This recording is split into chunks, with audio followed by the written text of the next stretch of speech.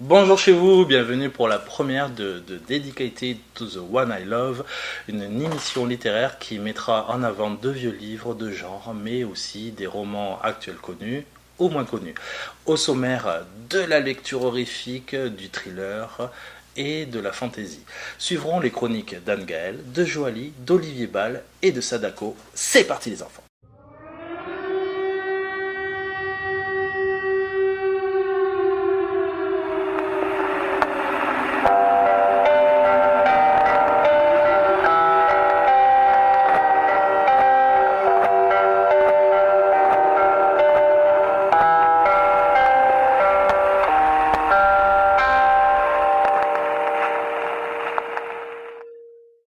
Et on commence par un livre formidable écrit par l'auteur David Césaire, paru en 1976. Son roman La Malédiction a atteint aux États-Unis le tirage fabuleux de 750 000 exemplaires.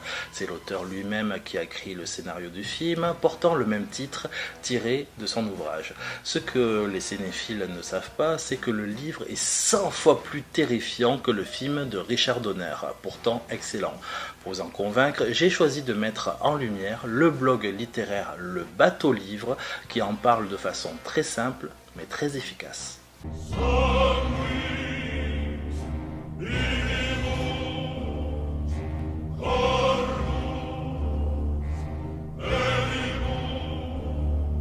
Robert Thorne est un homme puissant, un riche ambassadeur marié à une femme charmante du nom de Catherine.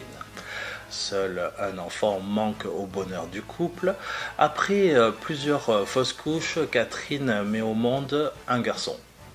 Malheureusement, le nourrisson décède rapidement sur les conseils d'un prêtre et à l'issue de sa femme, Robert accepte d'adopter un bébé abandonné et de le substituer à celui que son épouse a perdu.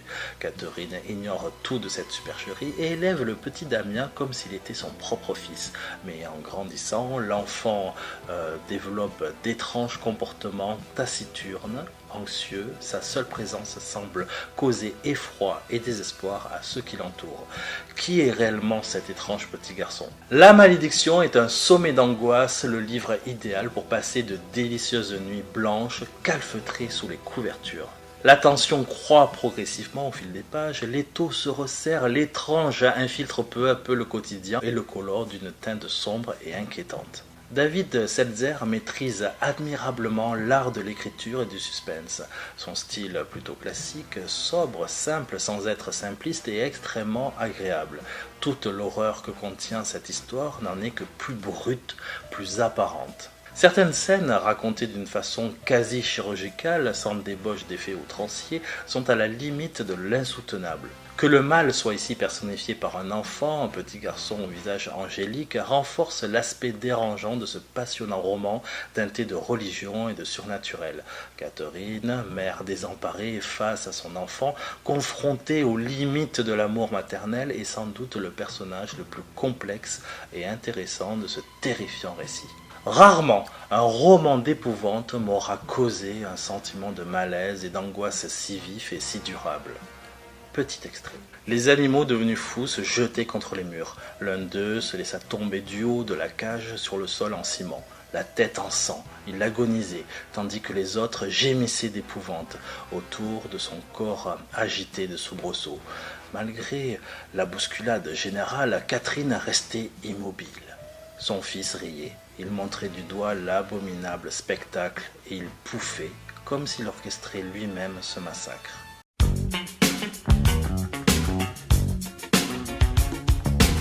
Alors je vais commencer par la première petite chronique. Il s'agit donc du livre d'Olivier Liron qui s'intitule Einstein, le sexe et moi. Donc ce livre d'Olivier Liron, dès les premières pages, vous êtes happé dedans. C'est simple. Il annonce la couleur très rapidement. Je suis autiste Asperger. Ce n'est pas une maladie, je vous rassure, c'est une différence. Je préfère réaliser des activités seule plutôt qu'avec d'autres personnes. J'aime faire les choses de la même manière. Je prépare toujours les croque-monsieur avec le même Irdamer. Je suis fréquemment si absorbée par une chose que je perds tout le reste de vue. Mon attention est souvent attirée par des bruits discrets que les autres ne perçoivent pas. Je suis attentif au numéro de plaque d'immatriculation ou à tout type d'informations de ce genre. On m'a souvent fait remarquer que ce que je disais était impoli, même quand je pense que c'était poli. Quand je lis une histoire, j'ai du mal à imaginer à quoi les personnages pourraient ressembler. Je suis fascinée par les dates. Bref, je m'arrête là. Du coup, on fait vraiment une plongée dans l'univers d'Olivier. Et cette plongée, elle est très très drôle, elle est très touchante aussi parce qu'il va nous parler de sa vie, de son ressenti, de son vécu, au travers, chose très originale, de l'émission dans laquelle il a été, qui est donc Question pour un champion. Et je suis sûre que vous, là, derrière vos écrans, et même les autres, hein, bien sûr, vous avez tous déjà vu au moins une fois Olivier. Oui, c'est ce candidat qui buzzait frénétiquement à Question pour un champion, comme si sa vie en dépendait. Et quelque part, quand on lit son livre, on se dit que sa vie n'en dépendait peut-être pas, mais qu'il en a fait quelque chose de tellement beau de cette participation qu'on comprend mieux au final, qu'on comprend mieux comment il a pu, pourquoi il était à ce point happé par le jeu et comment il a pu être aussi frénétique, on va dire, dans ses réponses. Donc après, dans le livre, j'ai beaucoup ri. c'est vraiment ce qui ressort le plus, je dirais. Je n'ai pas pleuré, mais il y avait beaucoup de moments quand même qui étaient très poignants, dont je ne vais pas vous parler en détail parce qu'il faut quand même lire le livre un petit peu, hein. On est aussi là pour ça, pour vous donner envie de lire certains bouquins. Et là, je pense que vous ne serez pas déçus. Voilà, ça c'est la bonne présentation que je n'ai pas réussi à vous montrer tout à l'heure, hein. Voilà, je l'approche, je la déproche. Il est malicieux, il est authentique, surtout très authentique. Et Olivier, c'est aussi la personne qui adore tremper ses madeleines dans du coca. Je pense que c'est quelque chose qui reste énormément chez toutes les personnes qui l'ont lu. Je ne vais pas vous en dire plus. Je veux que vous le lisiez, vraiment. Je veux que vous lisiez ces moments intenses où il trempe sa madeleine, enfin ses madeleines plutôt, parce que sinon, attention, hein, on ne parle pas de sexualité ici, hein. Du moins pas, pas sur ce thème-là. Il trempe donc ses madeleines dans du coca. Ça m'a aussi beaucoup fait rire. Après voilà, tout y est.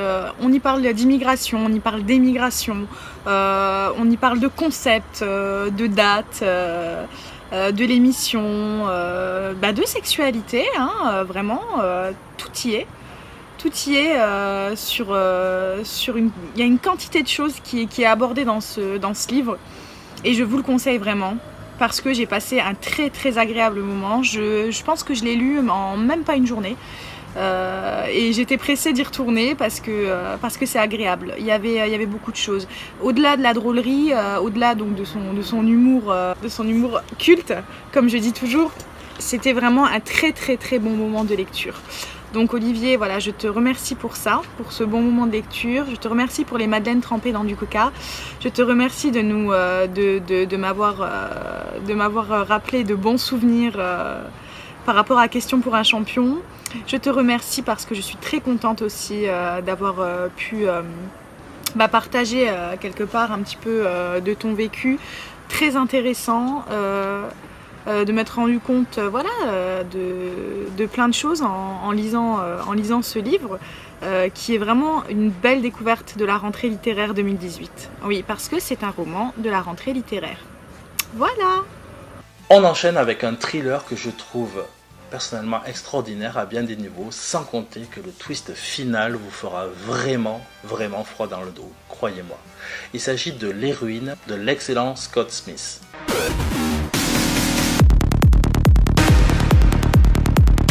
Deux couples d'étudiants s'aventurent au cœur du Yucatan à la recherche d'un touriste mystérieusement disparu sur un site archéologique maya. Munis d'une carte griffonnée sur un bout de papier et de quelques bouteilles de tequila, ces jeunes gens en quête d'émotions fortes délaissent les plages de Cancun et débarquent dans une jungle hostile. N'y allez pas, les supplie un chauffeur de taxi, n'y allez pas, leur répète un jeune villageois. N'y allez pas, leur martèle un inquiétant cavalier. Bravant les avertissements de tous, ils progressent dans ces territoires inconnus au péril de leur vie. Je mets en lumière l'avis de Foxfire sur Babelio qui nous dit ceci. J'ai tendance à me méfier des bandeaux du genre Stephen King approved ou autre grand écrivain à succès, et je dois bien admettre que dans le cas présent, j'ai bien fait de ne pas me laisser découragé par cette combine publicitaire. Je serais passé à côté d'un très bon survival horrifique. Scott Smith sait créer une ambiance particulière. Il ne se précipite pas, il prend son temps et installe progressivement, insidieusement, une atmosphère angoissante, oppressante. On voit le piège petit à petit, doucement mais inexorablement se refermer sur les protagonistes. L'horreur va ensuite crescendo jusqu'à un final attendu, mais auquel on ne veut croire. Un autre avis, toujours venant de Babelio, cette fois-ci de Max. Ce livre est une tuerie, au sens propre comme au figuré.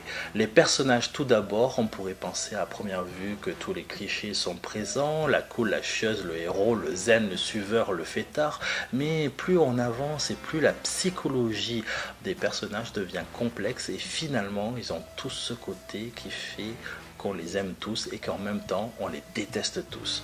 Je ne m'étalerai pas sur le scénario pour ne pas spoiler, mais il faut juste savoir qu'il est hyper simple mais tout autant efficace. L'ambiance est elle-même énorme, on stresse, on a quelques frayeurs, on a de la compassion, beaucoup de frustration, car ce que nous, lecteurs, attendons ne se passe jamais comme prévu. Enfin, pour finir, l'écriture est juste parfaite, je veux dire par là, pour le type de récit, horreur, aventure, survie, la lecture est fluide et rythmée avec des passages de calme qui ajoutent à la sensation d'angoisse et ce, sans jamais s'ennuyer. Bonjour les gens, voilà, je vais vous parler du livre d'Arnaud de Villars, Grizzly Park, qui est édité chez Les Mots et le Reste. Et il fait à peu près 320 pages. C'est un livre qui m'a fait beaucoup voyager parce que voilà, c'est un livre de voyage, c'est un récit de voyage. Alors l'histoire est toute simple, c'est l'histoire d'Arnaud, donc il va partir avec sa copine dans l'Ouest américain et ils vont traverser plusieurs États et plusieurs parcs nationaux. Alors moi, petite Belge qui ne sort pas trop de chez soi, ce livre m'a permis de me rendre compte d'à quoi pouvaient ressembler certains paysages dont on entend beaucoup parler et aussi la manière dont le tourisme est un peu vu et exploité aux États-Unis. Parce que avec un humour assez grinçant et en étant assez vrai, et je pense que l'auteur a voulu retranscrire, ne pas tomber dans l'expectatif, mais plutôt décrire la réalité. Arnaud va nous faire donc voyager et nous faire découvrir à quoi ça peut ressembler de passer de camping en camping, avec tous ces Américains et leurs grosses voitures. C'est des clichés, il ne faut pas non plus exagérer, mais voilà, c'est très intéressant parce que il décrit assez bien les paysages, donc il faut quand même être un petit peu sensible et aimer le nature riding, parce que il va arriver, il va commencer par l'arche au début du Montana, je pense, hein, et il va commencer sa copine à marcher, et nous décrire un petit peu toute l'ambiance, tout ce qu'on peut ressentir. Donc il va démarrer du Colorado, hein, et il va remonter vers le Wyoming jusqu'au Montana, jusqu'au le grand glacier, là, le parc du grand glacier. Et puis il va redescendre. Et donc, pourquoi il a écrit Grizzly Park? Pourquoi? Vous devinez bien. C'est que dans ces parcs-là, ils sont assez boisés, et il est possible de rencontrer des grizzlies. Et sous couvert d'une birmania, comme il explique, il va nous expliquer un petit peu comment cette industrie du tourisme tourne un petit peu autour de la phobie de l'ours. Et quelque part, il va un petit peu gratter le vernis et on va se rendre compte que c'est pas joli quoi, d'exploiter tous ces paysages qui étaient d'anciennes réserves indiennes. Et alors avec beaucoup de références historiques, parce qu'il va nous expliquer pourquoi est-ce que ces lieux sont devenus des parcs. Et puis avec beaucoup de références musicales, parce qu'évidemment, qui dit ouest américain dit le berceau un petit peu du rock'n'roll, puis aussi avec des références littéraires. Il va nous parler de Rick Bass, qui s'est défendu pour sa montagne, de Doug Peacock, qui a défendu les Grizzlies, et de Peter Fromm, et qui est originaire du Montana. Avec toutes ces références, il va nous donner envie d'en lire encore plus. Ça, c'est le genre de livre que j'aime. On lit et puis on a envie de découvrir d'autres choses. Et ce livre, il a vraiment fait l'effet de détonateur sur moi et il m'a vraiment envie de creuser un peu plus loin et d'aller lire un petit peu plus de littérature nord-américaine. Bon, il y a des points négatifs, évidemment. Pour les gens qui n'aiment pas le nature warning, ça va, il n'y va pas trop non plus. C'est pas un livre fait pour vous. Maintenant, il est aussi répétitif dans sa manière où il passe de camping en camping, donc il va devoir expliquer chaque fois comment il met sa tente et tout. Moi, ça ne m'a pas gêné plus que ça. Les chapitres sont assez bien faits parce qu'à chaque début de chapitre, il y a un nom et puis il y a des citations. Par exemple, ici j'ai une citation de Neil Young. C'est assez chargé en référence et donc on en apprend beaucoup. Moi j'ai adoré et je pense, j'ai déjà oublié parce que je l'ai lu il y a un mois ou deux, j'ai déjà oublié certaines choses, mais je pense que c'est un livre qui peut faire office de livre de référence. Donc voilà, moi je vous encourage, si vous êtes curieux, si ça vous intéresse, un petit peu plus, d'en savoir un peu plus sur le Ouest américain, vu par un Français qui part en voyage, je trouvais ça très original. Maintenant, c'est une littérature qui n'a rien à voir avec le thriller ou avec les livres d'horreur, mais je pense que de temps en temps, ça peut faire du bien de partir aux ressources et puis de se rendre compte, oui, c'est bien de voyager, mais il faut respecter aussi l'environnement franchement, avec pas mal d'humour, il décrit certaines choses. Moi, je suis tombée, mais pas bon, ça se passe comme ça. Oui, ça se passe malheureusement comme ça. Quand on voit je ne vais pas vous raconter, mais il raconte un petit peu comment ça peut se passer quand un ours passe tout près d'une route. Devinez un peu, tout le monde s'arrête, tout le monde sort l'appareil photo, et bon, c'est les bouchons derrière, la cacophonie. Et donc, je trouve qu'Arnaud de Villars a pas mal d'humour, et il a fait d'autres ouvrages. Je pense que j'en lirai sans doute d'autres. Maintenant, le seul point négatif que je pourrais faire, qu'est-ce que je pourrais dire ? J'ai pas trop de points négatifs, si ce n'est que ça, c'est un livre qu'il faut avoir envie de le lire, il faut aller le chercher, et pourquoi pas. Parfois il faut tenter, sortir un petit peu des sentiers battus, et découvrir. Bon, peut-être à une autre fois. Dans la catégorie lecture horrifique, on ne peut passer à côté d'Hellraiser, livre fou écrit par un des maîtres de l'horreur, j'ai nommé l'excellent Clive Barker. Voici le résumé.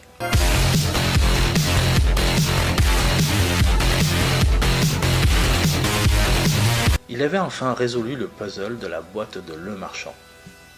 Il se tenait sur le seuil d'un nouveau monde de sensations exacerbées.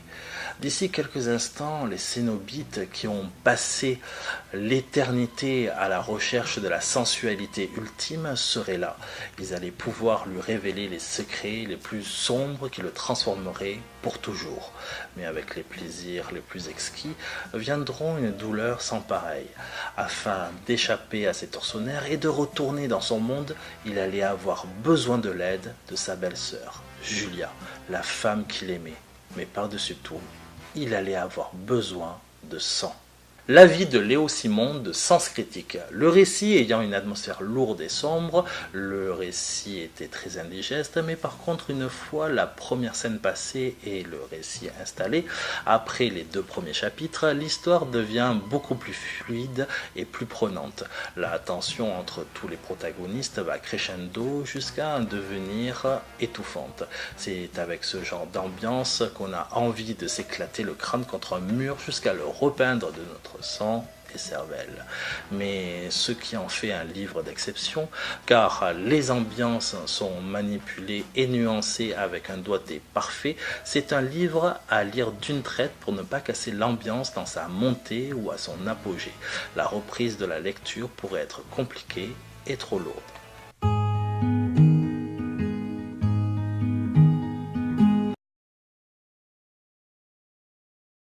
Bonjour à toutes et à tous, écoutez, je suis très heureux de commencer cette petite série de chroniques vidéo sur les livres qui m'ont marqué. Donc à tout seigneur, tout honneur, je vais commencer aujourd'hui par La Route de Cormac McCarthy, certainement l'une des lectures les plus marquantes, les plus définitives que j'ai eues depuis 10 ans. Le livre est sorti en 2007, d'abord aux éditions de l'Olivier, puis maintenant aujourd'hui aux éditions Point. La Route, prix Pulitzer aux États-Unis, le prix certainement le plus prestigieux de la littérature américaine. Qu'est-ce que c'est La Route ? La Route, c'est un bouquin de 250 pages, pas beaucoup plus, qui raconte le périple d'un père et de son fils après l'apocalypse. Une apocalypse parce qu'elle n'est jamais vraiment définie, on ne sait jamais vraiment ce qui s'est passé. Donc un père et son fils qui vont traverser les États-Unis à la recherche d'un havre de paix, en tout cas peut-être d'un salut. C'est un bouquin qui est marquant, pourquoi ? D'abord par son style, évidemment, par cette écriture qui est très épurée, très sèche, très peu de ponctuation, des phrases très courtes. En fait, moi, ce que j'ai aimé, c'est que pour moi, c'est l'un des bouquins où le fond s'approche le plus de la forme. Il y a une recherche, un travail qui a été fait, qui permet en effet, d'aller dans une sorte d'essence totale, où il n'y a plus de place dans le monde que raconte McCarthy, il n'y a plus de place pour les longues discussions, les digressions, et c'est pareil dans le style, c'est-à-dire qu'il n'y a que de la place pour quelques mots, pour dire des choses très courtes, très vite. Et le livre, en fait, impose sa propre respiration, son propre souffle, comme si on était toujours comme ça, à bout de souffle. Et c'est assez beau. Et au-delà de ça, j'aime aussi le fait qu'en effet, il ne s'encombre pas de lourdeur stylistique et même narrative. Et du coup, cette relation entre ce père et son fils vont directement au cœur, bouleverse. C'est d'autant plus intéressant que ce livre, McCarthy l'a écrit aussi parce que il a eu un enfant à 65 ans, et ce bouquin lui est dédié d'ailleurs, et c'est vraiment une réflexion sur la relation père-fils. Moi, ce qui est intéressant, c'est quand j'ai lu la première fois en 2007, je n'avais pas d'enfant. Il m'a quand même bouleversé, donc rassurez-vous, si vous n'avez pas d'enfant et que vous n'êtes pas intéressé par ça, ce qui est complètement possible, vous aimerez ce livre. Parce que finalement, vous mettrez aussi peut-être à la place du fils dans cette relation avec son père, ce fils qui s'interroge sur le monde d'avant, qui aimerait comprendre, aimerait connaître, et son père qui lui donne les clés pour essayer de vivre, pour essayer de reconstruire quelque chose. Un livre bouleversant, moi il me met encore les poils, rien que d'y penser. Je vous en lis, pour finir, le début, parce que je trouve c'est important de lire le début d'un livre. Et puis si vous avez envie d'accompagner votre lecture d'une bonne musique, n'hésitez pas, il y a la bande originale du film La Route, qui est sortie quelques années plus tard avec Viggo Mortensen, qui pour le coup lui est exemplaire dans le film. Le film, je le trouve quand même un peu en deçà du livre, parce qu'il n'a pas cette émotion brute, cette force absolue. Mais la musique de Nick Cave et Warren Ellis, elle, touche à cette approche en allant à l'essence, quelques notes de guitare, un peu de violon, elle est magnifique, quelques thèmes superbes. Bref, je finis en lisant les premières lignes de La Route de Cormac McCarthy. Quand il se réveillait dans les bois, dans l'obscurité et le froid de la nuit, il tendait la main pour toucher l'enfant qui dormait à son côté. Les nuits obscures, au-delà de l'obscur, et les jours chaque jour plus gris que celui d'avant. Comme l'assaut d'on ne sait quel glaucome froid assombrissant le monde sous sa tête. À chaque précieuse respiration, sa main se soulevait et retombait doucement. Chef-d'œuvre. N'hésitez pas, il faut lire ce livre. À très bientôt. 2 dés, un crayon et une gomme sont les seuls accessoires dont vous aurez besoin pour vivre cette aventure. Vous seul déciderez de la route à suivre, des risques à courir et des créatures à combattre. Alors, bonne chance. À chaque émission, je vous présenterai un livre dont vous êtes le héros et aujourd'hui, Le Manoir de l'Enfer de Steve Jackson vous fera frémir très certainement. Vous avez fait une erreur monumentale en vous réfugiant dans le Manoir de l'Enfer. La terrible tempête qui fait rage au dehors ne représente qu'un faible danger comparé aux terrifiantes aventures qui vous attendent à l'intérieur de cette demeure maléfique. Qui peut dire combien de voyageurs malchanceux, cherchant comme vous un abri, ont péri dans les murs du manoir du comte de Brume? Sachez que la nuit qui commence s'inscrira pour toujours parmi les plus effroyables souvenirs de votre existence. Si toutefois vous vivez assez longtemps pour en garder mémoire.